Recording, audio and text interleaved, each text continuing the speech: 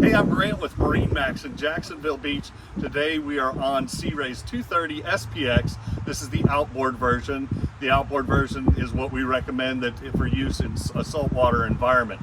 So anyway, this one has the 250 Mercury outboard on it, plenty of power for the 23 SPX. This boat is really roomy for a 23 footer. If you haven't been on one of these, you need to come down, get on this boat, take a look at it, and just see how much room is on here. As you can see in the back of the boat, you've got a nice L-shaped seating. Port side of the boat, you've got a double wide bench seat, and you have two captain's chairs. So if you spin those two captain's chairs around, you've got like this whole big conversation pit in the back of the boat.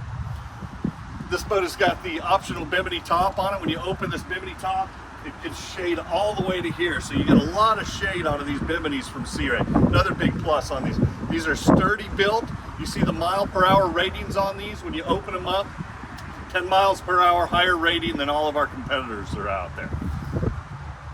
This boat has the digital dash on it. And so that is going to have all your engine functions there. It's also got a GPS on there, depth finder. So all that's already on the boat. You don't need to add anything to it.